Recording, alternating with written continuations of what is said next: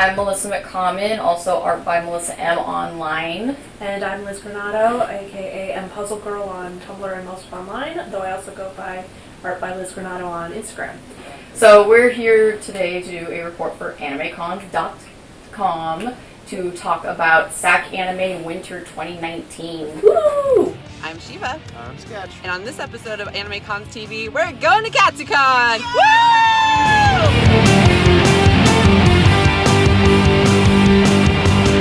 This week I'm reporting on East Bay Comic Con. It's a comic convention that is held in the East Bay.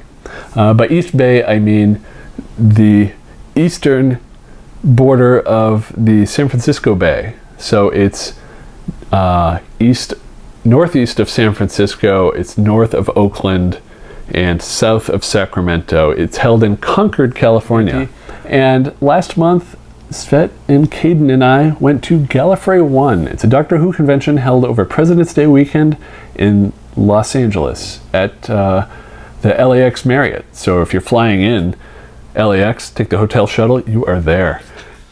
If those of you who have been following our podcast for a while may recall, about 2 years ago I did a report on the convention Star Wars Celebration that was held in Orlando, Florida. Well, there was another Star Wars Celebration this year. It was 2019, and it was April 11th through 15th, and held in Chicago, Illinois, which, interesting choice of venue. Normally it's been Anaheim, California, Orlando, Florida, and in Europe as well, and this was a very different location. I'm Shiva. I'm Sketch. And it is Easter weekend, which means only one thing. Eggs! No. Oh. Well, yeah, eggs. And Anime Boston! Ah! Woo! We're approaching the end of summer here in the Northern Hemisphere, so you know what that means. It's time for me to once again do an Otakon Con report. And I'm here to talk about SAC Anime Summer 2019. Now, Anime Next was once again June this year in 2019. It was held once again at the Convention Center in Atlantic City, New Jersey. I'm Shiva. I'm Sketch. And AnimeCons TV is going to Dragon Con! Can you believe it, guys? We're actually at our last convention report of 2019. We've gone through the year and we've gone to a lot of conventions, done a lot of stuff, seen a lot of things, and we're now at the last report. For me, it was Anime NYC this year. It was November 15th through the 17th at the Jacob Javits Center in New York City.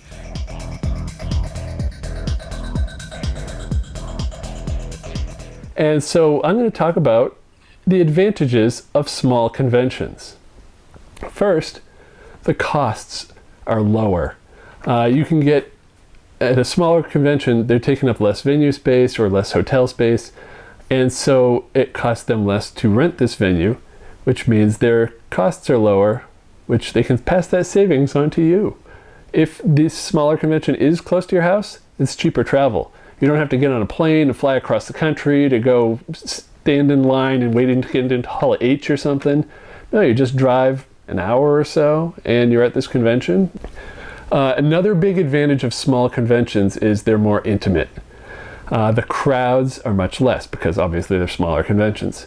Rather than something with 100,000 or 50,000 or even 10,000 people, you're looking at a few hundred people.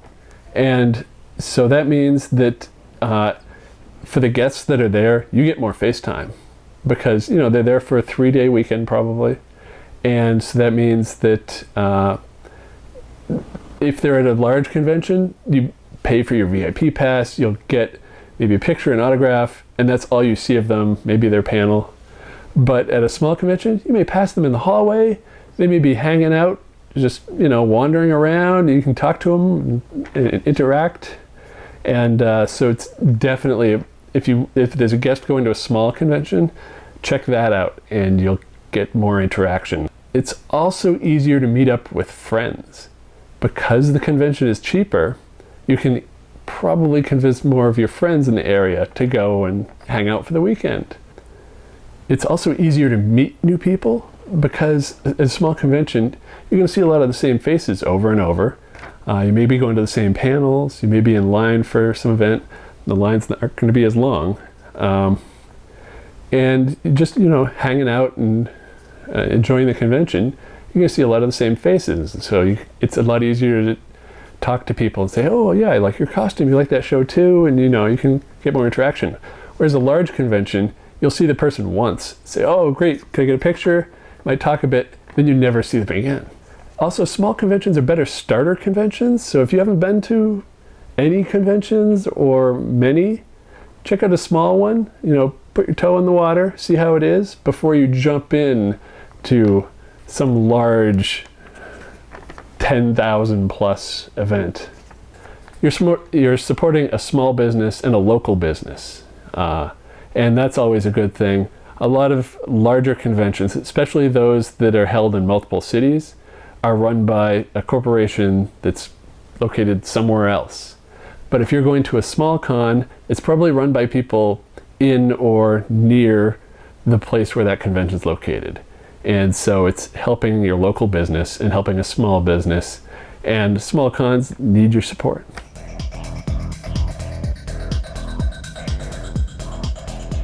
Been waiting for how long now just to get out of the car?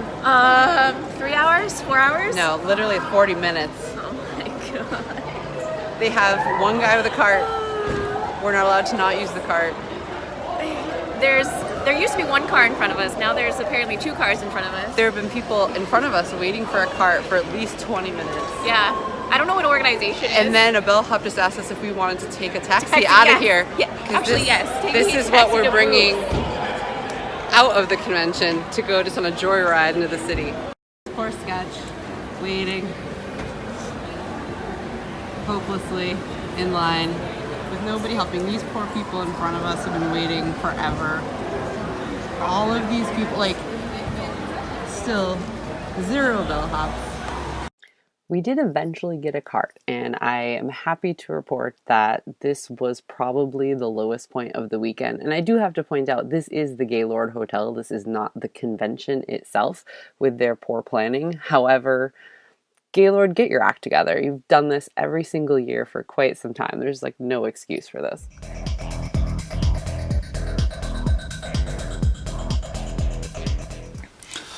So, as I mentioned, the panels were big demand, like the big premiere panels. My girlfriend and I were lucky enough to win the lottery and go to the episode 9 premiere panel, which, of course, amazing to be at and be in the room as the for the world premiere of the trailer. They did some really interesting stuff for line. It was, in the arena across the street from the convention center, so you had to go outside and. As we would find out, Chicago in mid-April is still a little chilly. But for people in line, they were giving away winter hats that had the episode Roman numeral for 9 on them in Star Wars font to help people keep warm. They also had a McDonald's trailer truck set up that was just giving out Happy Meals, and these were, I kid you not, Star Wars Celebration branded Happy Meal boxes with it was just a hamburger, not even cheeseburger, hamburger, an apple slices and some warm fries, in there, and just keep people warm. But the line kept moving, so you barely even needed it. But it was still a neat little treat, and because you're going to it, it adds to this experience.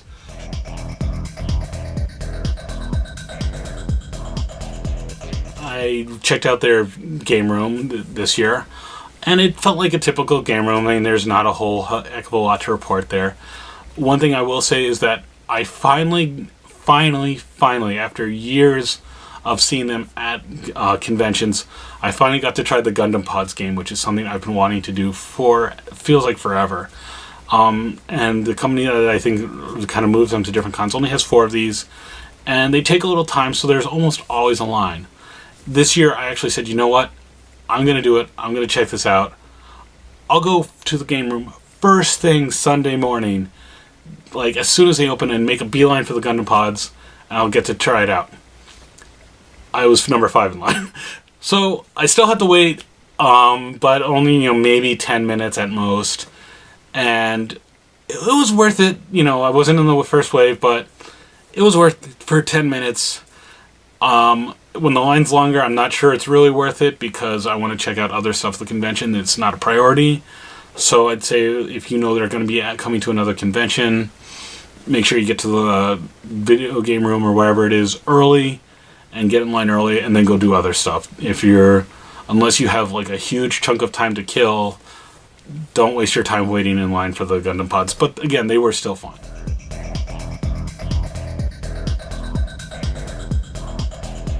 We're in line for David Tennant. Goes all the way around the building. How long did we walk? Like a mile. If we had known, we would have gone left instead of right. It would have been a shorter walk. So we're gonna see how we do. They're not usually this bad for a big celebrity like this who doesn't come here very often. We kind of have to take our chances. See how we do. Wish us luck. So they went by us with the clicker, and they didn't make us go away. So it's a good sign. Things are looking up. We did make it in to see David Tennant, and we were like 3 rows from the back, but we were there. And it is possible to get closer. I mean, for Patrick Stewart, I was 3rd row, but I'm also obsessed with him and was willing to waste half my day waiting.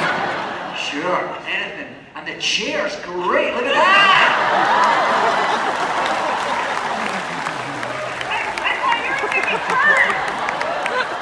That's a health and safety nightmare!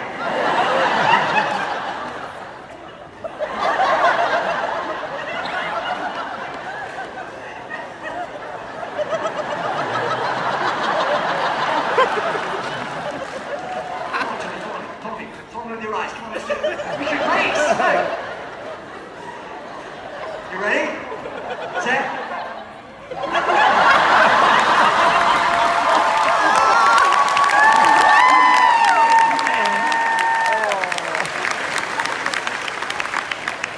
I see why Dragon Con's the best con.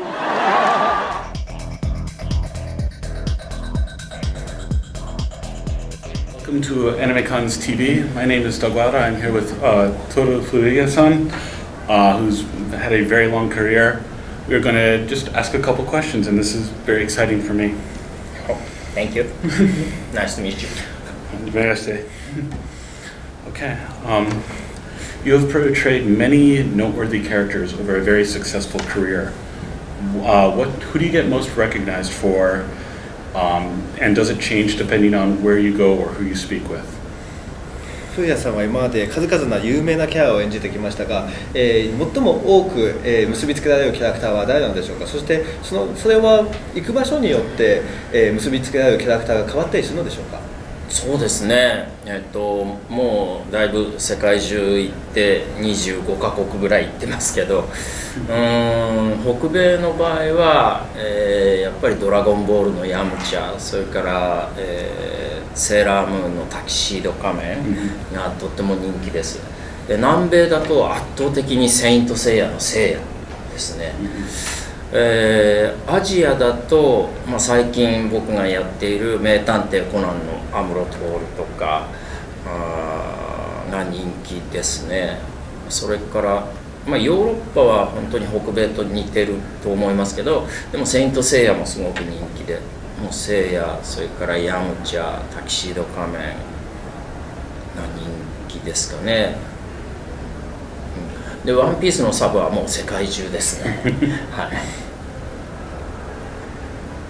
So I actually think I've been to around 25 countries at this point, and I've been associated to in the North Americas. I've been associated to characters like Yamcha from Dragon Ball, and Tuxedo Mask is also something that I get a lot too. In South America, interestingly, it's Saint Seiya. I play Seiya, and that's the character that I get associated with in South America. And Europe is much similar to Europe, to South America and North America. It's a mix of Dragon Ball and Saint Seiya. In Asia, we have Amuro Toru that I play in Case Closed. And Sabo from One Piece seems to be universal. Do you remember the first convention you went to outside of Japan, and what was the experience like? 初めての海外のイベントのことを覚えていらっしゃいますでしょうか。どこのイベントだったんでしょうか。そして、初めての、海外イベント、どのような、感想だったのでしょうか。2006年に、アニメエクスポ、アナハイムで開かれた、それに参加したのが初めてで、オープニングセレモニーで8000人ぐらいのすごく広い会場で、僕が自分の演じたキャラクターのセリフを言ったらみんながそのキャラクターの名前をわーって言ってくれてカルチャーショックでした。びっくりしました。アメリカでこんなに自分のことが知られているっていうのはすごい感動しました。So this was back in 2006 in Anime Expo hosted at Anaheim. So that was at the opening ceremony when in front of 8,000 people I did the voice of one of the characters that I played. And when I did that crowd of 8,000 shouted back at me at the character that I played. So that was a culture shock for me. I was very touched with that.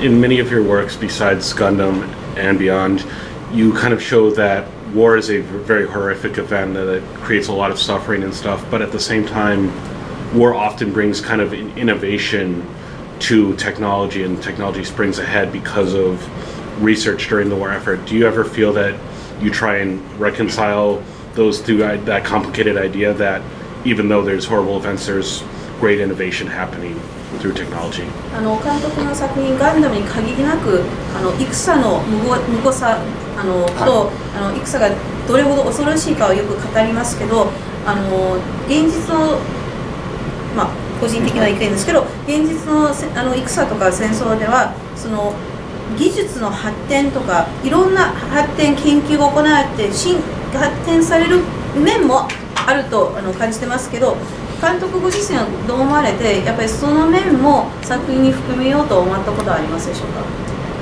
基本的に技術が、平和利用例えばダイナマイトというのは、鉱山の仕事から楽にするために発明された道具だとか火薬だったはずなんですけれども結局戦争に利用されてしまいました。技術というのは基本的にそういう性格を持っています。I actually think it's almost the opposite in that I feel that there's more technology that was invented for useful things and in times of peace that were then turned around and used in warfare instead. For a great example that is dynamite. It was first developed to help make mining more efficient, and yet all of a sudden we turn around and they're using it on the battlefield. So I actually think it's the opposite. ですから戦争というシーンを扱って物語を作る場合にたとえ子供向けのものでもあっても、ハッピーエンドに終わらせるという戦闘シーンを描くことができませんでした。And thus I feel that even in stories aimed for children, if I were to incorporate some sort of conflict or war in it, that I could not depict a happy ending because that's not what happens in real life. もちろん巨大ロボットものというジャンルが始まった頃に、子供向けに純然たる、娯楽としての戦闘ものもやってみましたけれどもその仕事を5年ぐらいやりましたかね。で結局そういうものに飽きた結果が僕の場合には機動戦士ガンダムという作品になりましたので、基本的にもう子供向けに作るということ自体を嫌になったっていうのは本当に思いました。 So in fact, when the giant robot genre really kind of came into being in Japan, it was truly a purely entertainment medium for kids. But even though some of these projects involved war, and I had about 5 years in the field of working on such things, I just got tired of it. But on the other hand, because I got tired of it, that ended up resulting in Gundam. So, but I just didn't want to keep making things for kids that were war that was supposed to be purely entertainment.